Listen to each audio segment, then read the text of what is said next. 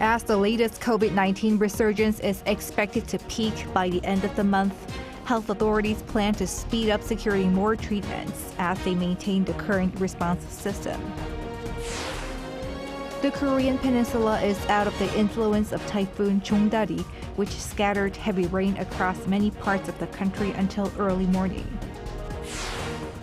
With the U.S. presidential election less than 3 months away, we have the major takeaways from Day 2 of the Democratic National Convention, where a roll call nominated Kamala Harris as the party's presidential nominee. It's August 21st, 6 p.m. in Seoul. This is Newscenter. Thank you for joining us. I'm Yoon Jung-min. We begin with the concerning COVID resurgence in the country this summer. The government expects this as part of the endemic process and says it can be managed within the current response system. Choi Soo-hyung takes a closer look.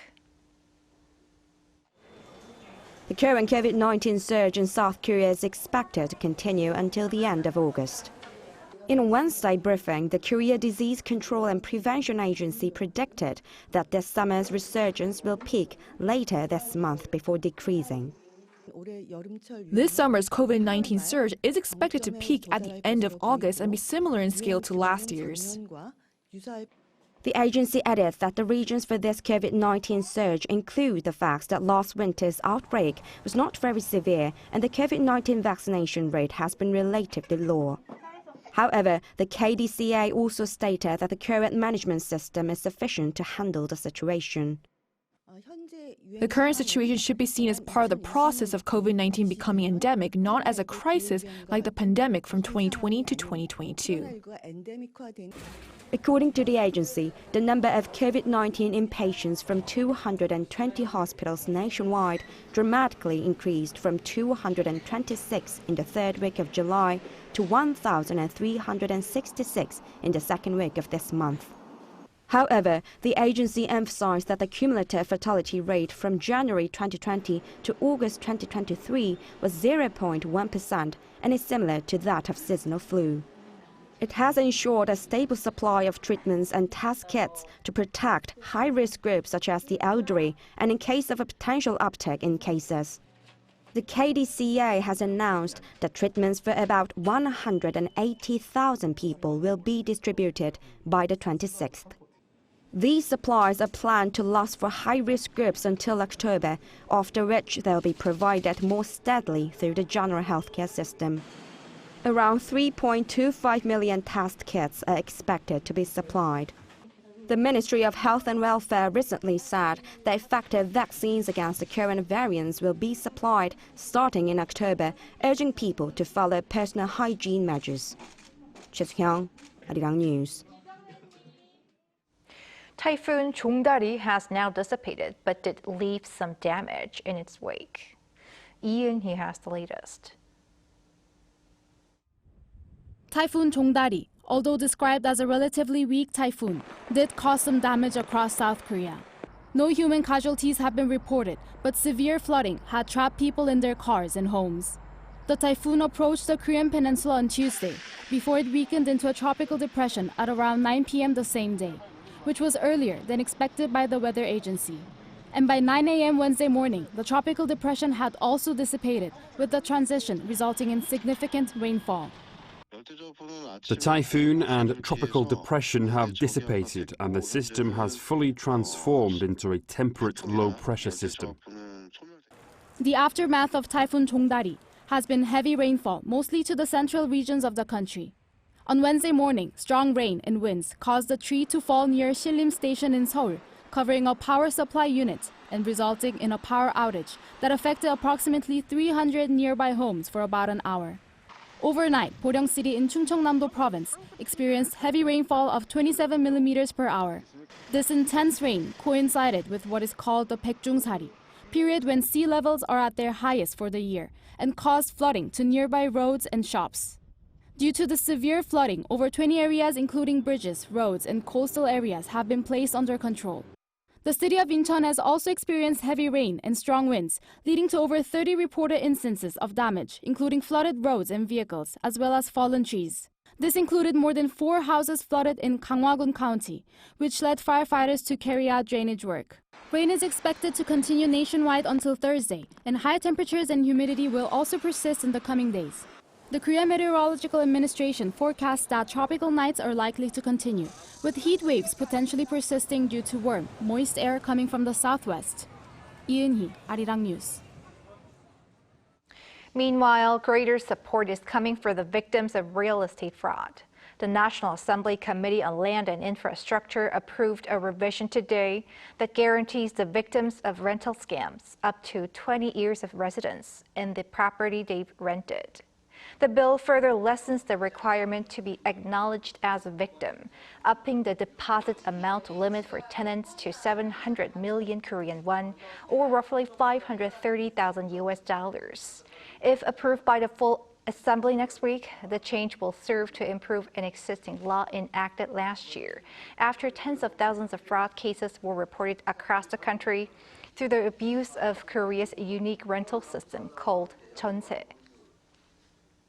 South Korea's fuel tax cuts will be extended through October as fears grow over a wider regional conflict in the Middle East. Moon Hye-ryun tells us more. The South Korean government is extending fuel tax cuts until the end of October, as global oil prices surge with mounting tensions in the Middle East. That's according to Finance Minister Choi Sang-mok during an economic meeting on Wednesday. Volatile global oil prices due to the recent escalating tensions in the Middle East to place a burden on people's livelihoods. As a result, the government will be extending the fuel tax cut for 2 months until the end of October. Currently, the tax on gasoline is levied at 656 Korean won per litre, with a tax rate cut of 20% applied. For diesel, it's 407 won per litre, down by 30%. Back in July 2022, the government expanded the fuel tax cut rate to 37% for gasoline and diesel in an attempt to stabilize consumer prices before reducing the rate in steps. This is the 11th time that the government has extended the fuel tax cuts, as they were due to expire at the end of this month. Global oil prices have been prone to fluctuations in recent days, with uncertainties in how the conflict between Israel and Iran will play out. On Wednesday, oil prices slipped as mediators from Egypt and Qatar, as well as U.S. Secretary of State Antony Blinken, pushed for a ceasefire agreement. However, the market is volatile, with oil prices rising for 5 straight sessions due to positive U.S. economic data a week before. Stabilizing domestic consumer prices is a key reason behind the extension of the fuel tax reduction measures. Last month, oil prices at home rose 8.4% year-on-year as the government lowered the fuel tax cut rate. This is the highest increase seen since October 2022. Initially, the government expected revenue from traffic, energy and environment taxes to reach 15.3 trillion won this year, or around $11.5 billion, which is up by more than 40% than last year. Due to the extension of the oil tax reduction measures, tax revenue could be lower than expected. Moon Hye-ryun, Arirang News. South Korea's exports have increased nearly 20% by mid-August on the back of robust outbound shipments of chips.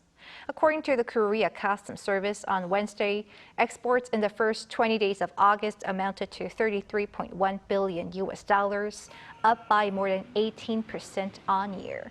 Monthly export figures have been rising for 10 consecutive months since last October and are expected to show positive growth this month as well. By items, semiconductor exports rose by over 42%, while outbound shipments of petroleum products rose by over 11%. By country, exports to the EU and the US rose by around 18%, and to China by more than 16%.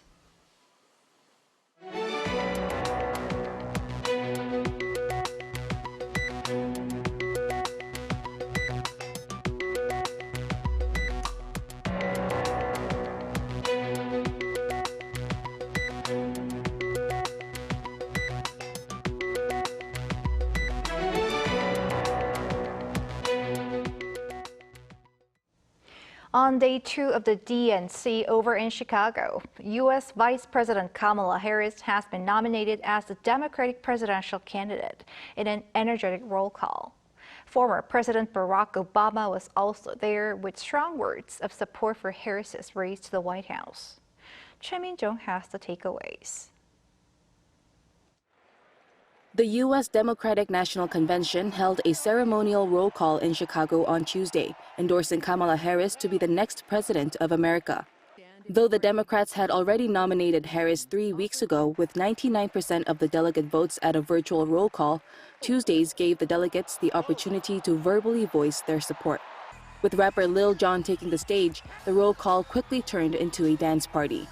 The vice president addressed the DNC in a video call from a rally in Wisconsin, saying she's honored to be their nominee.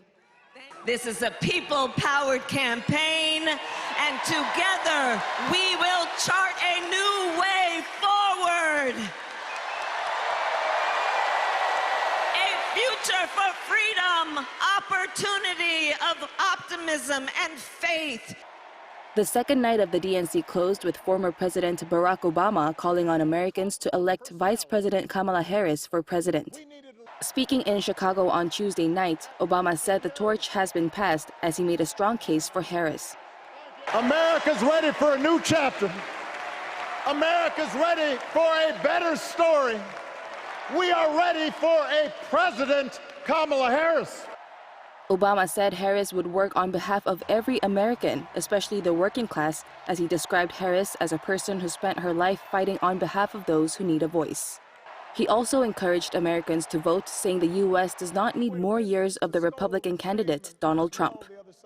We do not need 4 more years of bluster and bumbling and chaos. We have seen that movie before, and we all know that the sequel is usually worse. Harris will deliver her acceptance speech as the presidential nominee on Thursday. Choi Min-jung, Arirang News. U.S. President Joe Biden has reportedly approved a nuclear strategy that seeks to prepare the country for possible coordinated threats from China, Russia, and North Korea.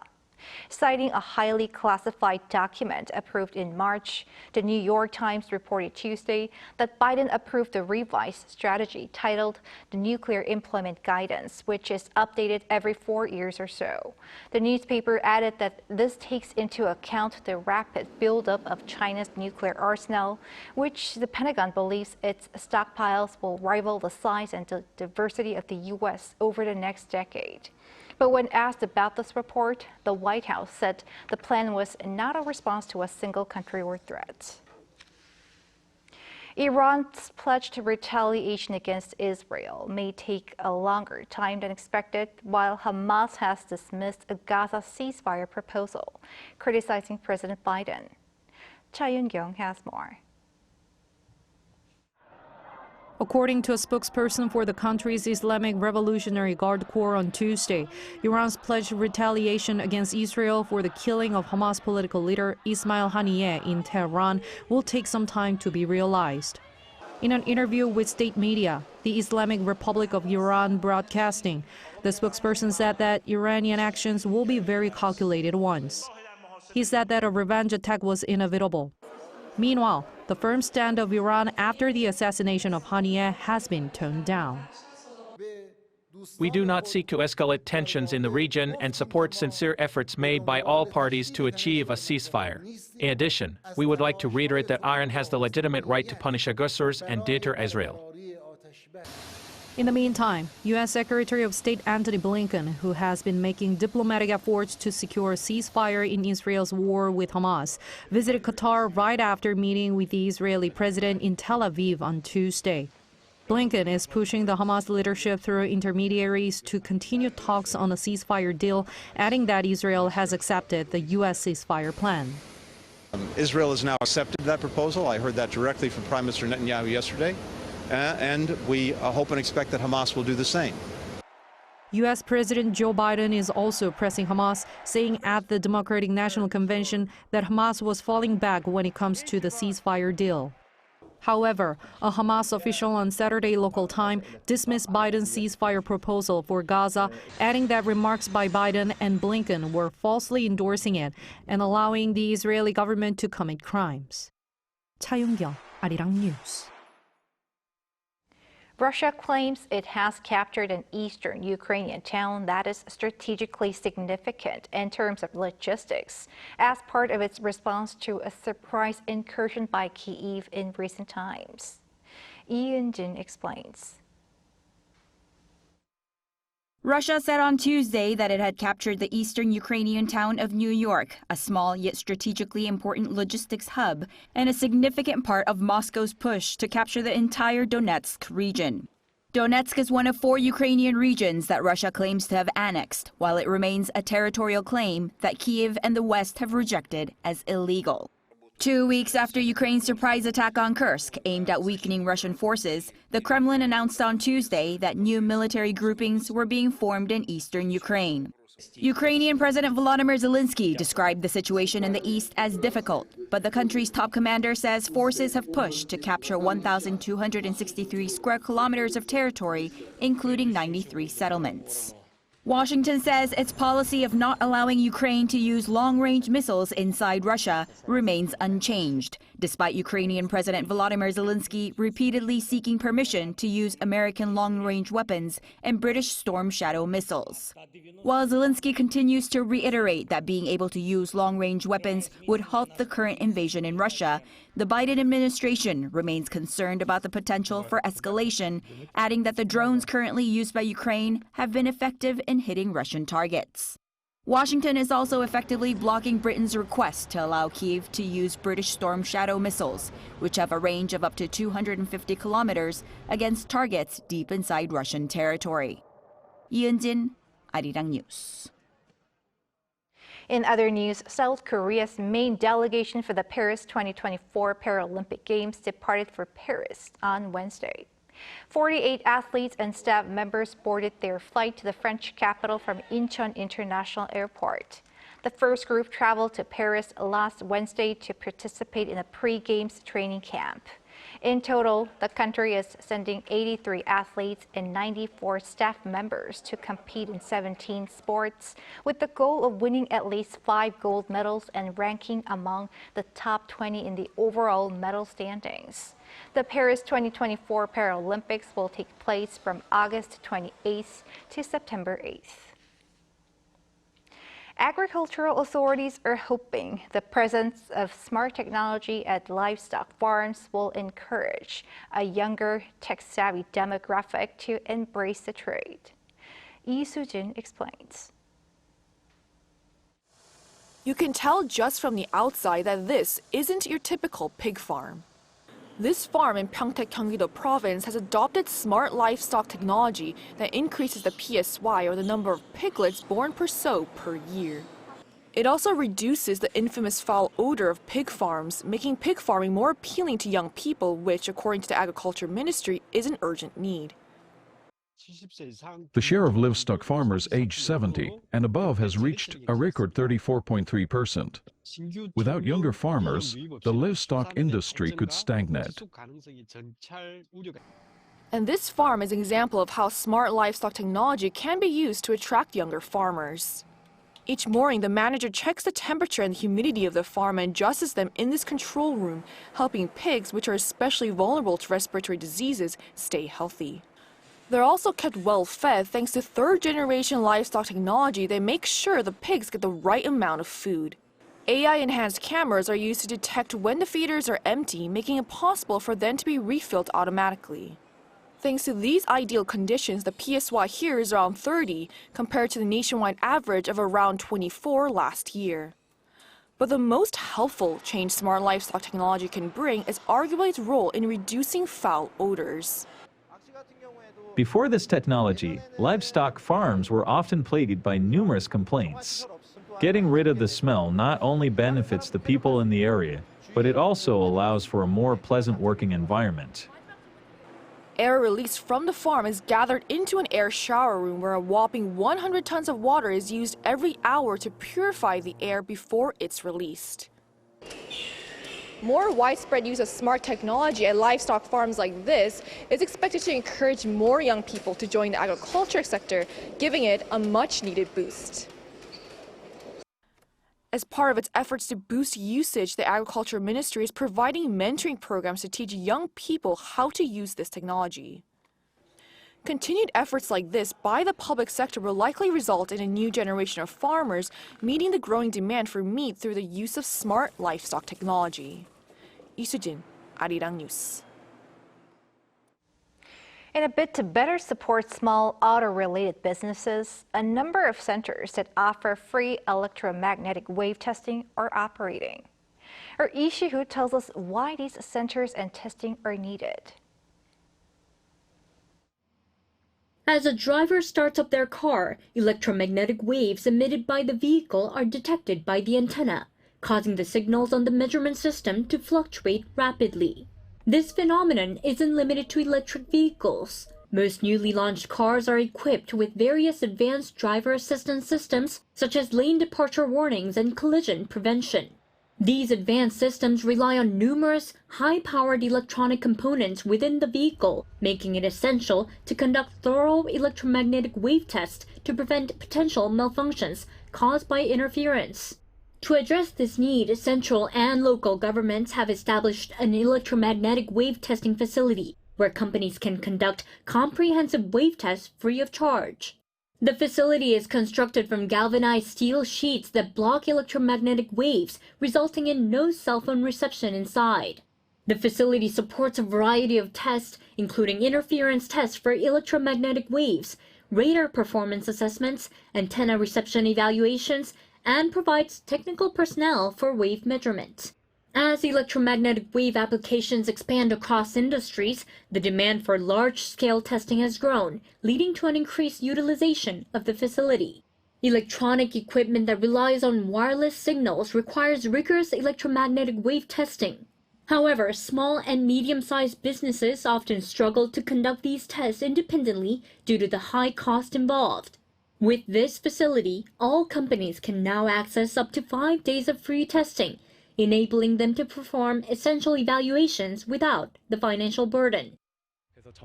Like its name, the electromagnetic wave testing facility provides suitable environment for wave tests for anyone. Also, we support high-end measurement equipment for free.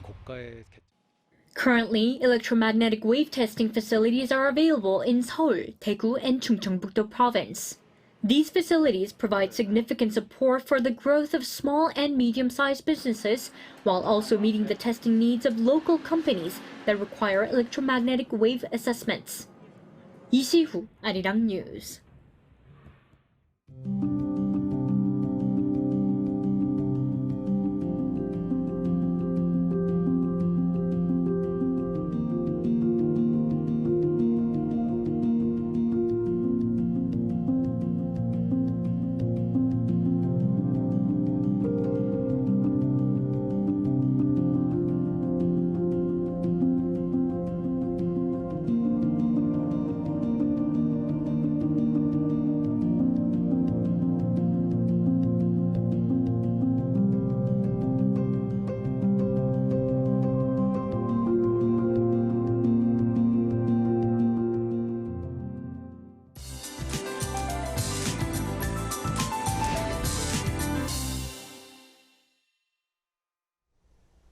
Due to the influence of the rain clouds left by Typhoon Jongdari, it will continue to rain all over the country until tomorrow. In the center parts of the country, there are many places where the heat wave warning has been eased to an advisory due to some heavy rain. However, the humidity is still high, so there is special heat wave warning in most parts of the country.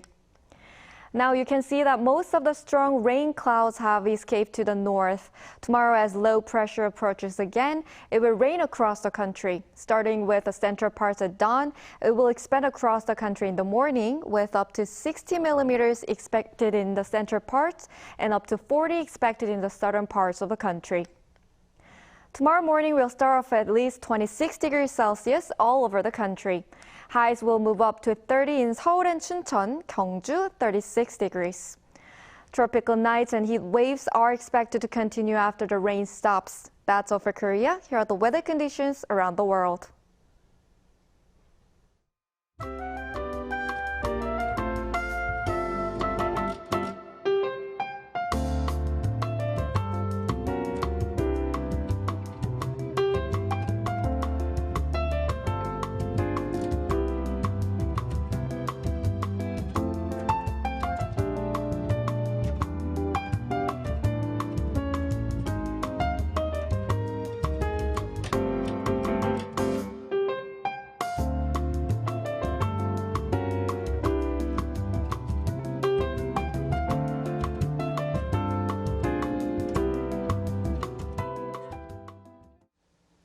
That is Newscenter for tonight. Thank you for watching. A panel session is coming up.